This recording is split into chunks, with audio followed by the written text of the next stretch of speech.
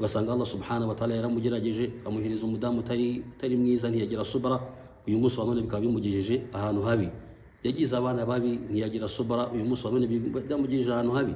Hari na benshi biyahura, tukajya tukumva umuntu ngo yishyize mu kagozi, yabuze cya kintu cyo kwihangana, ubuzima bwamucanze, ubukene, ubushomeri, yabuze akazi, abura ya subra, bikamuviramo intihar, kwiyahura. Uyu munsi wa none tujya tubyumva imibare myinshi iboneka mu bihugu by'abazungu byateye imbere, nta kintu badafite, bafite tekinoloji, bafite ibintu byose. Umwana afite amamodoka, afite amalaptop, afite ibiki byose, ariko kubura ya iman no kubura subra no kubura gushimira Allah subhanahu wa ta'ala, uyu munsi wa none nibo bafite imibare myinshi y'abantu bahora biyahura banywa nijoro. Kajya kumva umugore yahuye, abana, abasore, imibare myinshi mu bihugu za Amerika no muri Canada no mu bihugu bya Belgique, usanga abantu biyahura banywa nijoro. Abayisilamu kubera iki? Kutagira subra. Wa idha btuliya sabar, niyo ageragejwe na Allah subhanahu wa ta'ala n'ubukene n'uburwayi akihangana. Ariko uyu munsi wa none abantu barageragezwa na Allah subhanahu wa ta'ala, ugasanga birukankiye muri shirki. Ya shirki ntabwo iza kugabanyiriza cya kigeragezo, ahubwo izongera ibibazo, izongera stress, izongera agahinda, izongera n'ibindi bintu bibi bidashimisha Allah subhanahu wa ta'ala.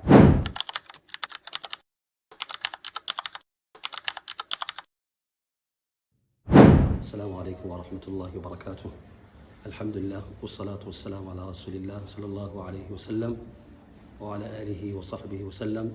لما يبشر إيمان الله سبحانه وتعالى نقص برمضان محمد صلى الله عليه وسلم ونبي ونبى الصحابة أبا مكريكي نبى زاجر جزاكم مكريكي دسوا الله سبحانه وتعالى كبجي مويزين بمزيزي يا دشبوسا كذا دشيران وكريكي نوعي محمد صلى الله عليه وسلم.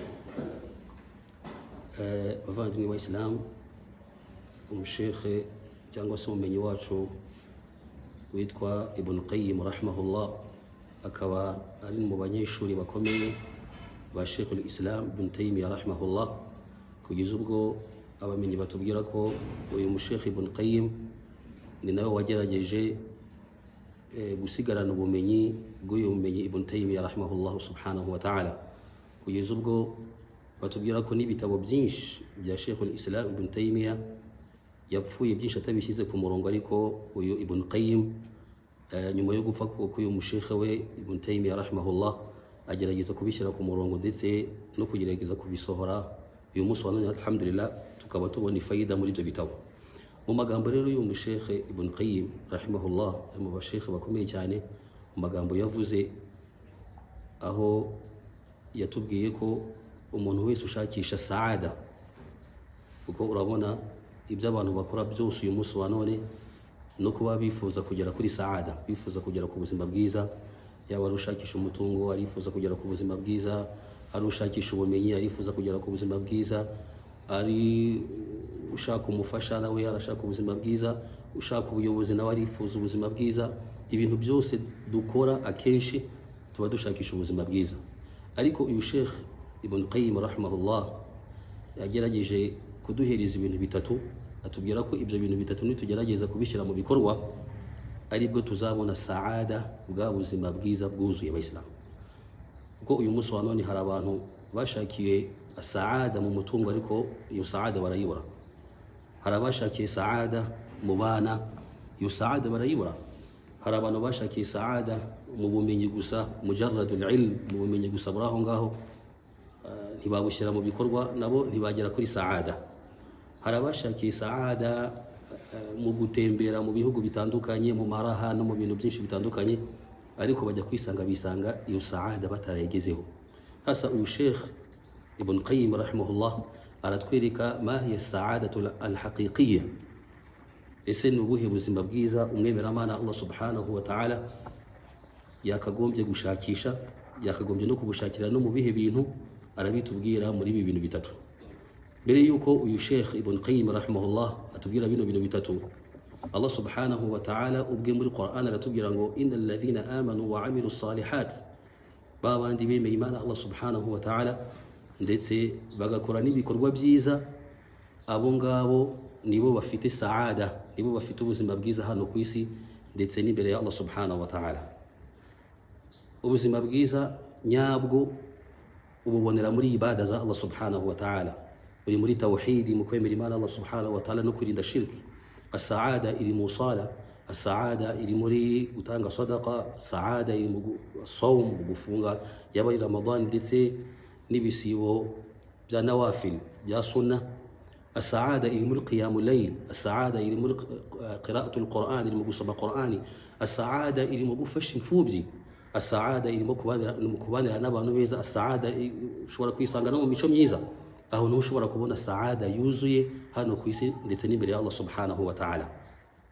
Ariko uyu munsi wa none abantu hari igihe bibwira ko saada buriya buzima bwiza naramuka abonye umutungo gusa azaba ageze kuri bwa buzima bwiza, ariko aribeshya.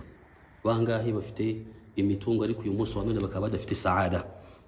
Rimwe na rimwe umuntu akibeshya akavuga ati naramuka agize abana, akagira amazu, akagira ibintu byinshi, azaba ageze kuri saada. Ariko hari benshi ibyo byose babigezeho, bafite abana ariko abana bababereye ibirumbo, bababereye abana babi. Hari abantu bafite ibintu byinshi ariko uyu munsi wa none bakaba bahangayitse. Kubera iki? Bashakiye saada aho itari.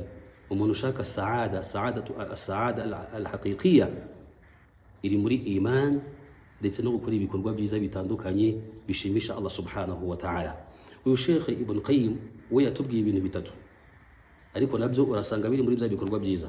Aho yatubwiye ngo umuntu ufite saada idha u'tiya shakar, iyo ahawe arashimira. Wa idha btuliya sabar, ndetse yanageragezwa kihangana. Wa idha adhnaba astaghfar, ndetse yanakosa akagwa mu cyaha akibukira gukora istighfar no kwicuza kwa Allah subhanahu wa ta'ala. Arangije yatubwiye ati fa inna haula'i thalatha, ngo mu by'ukuri ibi bintu bitatu hiya unwanu saada, niyo adresse cyangwa se nibyo bikubiyemo bwa buzima bwiza abantu birukamo amanywa n'ijoro abayisilamu. Icya mbere idha u'tiya shakar, yahawe arashimira. Ariko bangahe uyu munsi wa none bashobora kuba bafite ibya miringa ariko badafite umutima unyurwa? Uyu munsi wa none ugasanga ariyo mpamvu batagera kuri bwa buzima bwiza ya saada. Ugasanga afite imitungo, afite abana, afite ibiki byose, ariko kubera nta mutima wo kunyurwa afite, uyu munsi wa none ukamubona nk'aho akiri umukene. Ntabwo yigeze ahabwa ngo ashimire kwa Allah subhanahu wa ta'ala. Icyo ni icya mbere. Icya kabiri wa idha btuliya sabar, iyo agerageza gukora subra, kwihangana. Bangahe uyu munsi batihanganira ibigeragezo Allah subhanahu wa ta'ala abagizaho, bikaba impamvu yuko babura ya saada. Ugasanga Allah subhanahu wa ta'ala yaramugerageje amuhereza umudamu utari mwiza, ntiyagira subra. Uyu munsi wa none bikaba bimugejeje ahantu habi. Yagize abana babi, ntiyagira subra. Uyu munsi wa none byamugejeje ahantu habi. Hari na benshi biyahura, tukajya tukumva umuntu ngo yishyize mu kagozi, yabuze cya kintu cyo kwihangana. Ubuzima bwamucanze, ubukene, ubushomeri, yabuze akazi, abura ya subra, bikamuviramo intihar, kwiyahura. Uyu munsi wa none tujya tubyumva imibare myinshi iboneka mu bihugu by'abazungu byateye imbere, nta kintu badafite, bafite tekinoloji, bafite ibintu byose. Umwana afite amamodoka, afite amalaptop, afite ibiki byose, ariko kubura ya iman no kubura subra no kubura gushimira Allah subhanahu wa ta'ala, uyu munsi wa none nibo bafite imibare myinshi y'abantu bahora biyahura banywa nijoro. Kajya kumva umugore yahuye, abana, abasore, imibare myinshi mu bihugu za Amerika no muri Canada no mu bihugu bya Belgique, usanga abantu biyahura banywa nijoro abayisilamu. Kubera iki? Kutagira subra. Wa idha btuliya sabar, niyo ageragejwe na Allah subhanahu wa ta'ala n'ubukene n'uburwayi akihangana. Ariko uyu munsi wa none abantu barageragezwa na Allah subhanahu wa ta'ala, ugasanga birukangiye muri shirki. Ya shirki ntabwo iza kugabanyiriza cya kigeragezo, ahubwo izongera ibibazo, izongera stress, izongera agahinda, izongera n'ibindi bintu bibi bidashimisha Allah subhanahu wa ta'ala. Allah aratubwira ngo abantu bafite iman bakora n'ibikorwa byiza, ulaika lahumul amnu, abo nibo bafite amahoro, nibo bafite umutekano, haba mu buzima bwabo, haba no mu mitima yabo. Wa ulaika humul muhtadun, kandi abo ngabo nibo bayobotse wa Allah subhanahu wa ta'ala. Ntabwo ushobora kubonera umutekano, ntabwo ushobora kubonera ituze muri shirki, ahubwo uzabonera ituze, uzabonera baraka na khair igihe uzaba wageragejwe ukihangana. Icyo gihe Allah subhanahu wa ta'ala azaguhereza saada mu mutima wawe. Icyanyuma arangije aratubwiye ati wa idha adhnaba astaghfar, ngo niyo aguye mu cyaha yibuka gukora istighfar ndetse no kwicuza no kugarukira Allah subhanahu wa ta'ala. Uyu munsi wa none urasanga abantu tubura saada, tukagira agahinda gahoraho, tukagira ibibazo kubera abantu gukora ibyaha hejuru y'ibindi. Uyu munsi arasambanye, ejo narongeye, ejo bundi arongeye, ibyaha bikagenda bikamuhuriraho, wa mutekano akawubura mu mutima, ryatuza karibura abayisilamu. Kuko ntabwo ushobora kubona umutekano igihe ntabwo ushobora kubona ituza, ntabwo ushobora kubona saada mu gihe uri mu byaha. Ariko cyagihe uzagwa mu byaha, wakoze icyaha, watandukiriye gahunda za Allah subhanahu wa ta'ala, ukibuka gukora istighfar, ukibuka gukora tauba, ukibuka kuririra Allah subhanahu wa ta'ala, Allah subhanahu wa ta'ala azashyira mu mutima wawe ituze. Wa idha adhnaba astaghfar, niyo akoze icyaha akagwa mu cyaha, uko ntabwo turi abamarayika. Allah atubwira ati wala yusiru ala ma fa'alu wa hum ya'lamun, abemera Imana ni babandi niyo banaguye no mu cyaha ntago batsimbarara muri bya byaha, ahubwo bibuka gukora istighfar no kwicuza kwa Allah subhanahu wa ta'ala. Sheikh yaratubwiye ati ngo fa inna haula'i thalatha, nguzaramuka aranzwe n'ibi bitatu, hiya unwanu saada, azaba abonye ubuzima bwiza bwa bundi abantu twirukankira amanywa nijoro. Idha u'tiya shakara, cyo ni cyambere, guhabwa ugashimira. Wa idha btuliya sabar, wanageragezwa ukihangana. Wa idha adhnaba astaghfar, wanakora n'amakosa ukibuka gukora istighfar kwa Allah subhanahu wa ta'ala. Sheikh aratubwira ngo fa inna haula, ni nkaho yarahiye wallah, harfu nasb wa tawkid, ni nkaho ashimangira akatubwira ati fa inna haula thalatha, ibi bintu ko ari bitatu, hiya unwanu saada, nibyo bikubiyemo bwa buzima bwiza. Dusaba Allah subhanahu wa ta'ala nje namwe ko Mwenyezi Mungu subhanahu wa ta'ala yaduhereza buriya buzima bwiza twirukankira amanywa nijoro.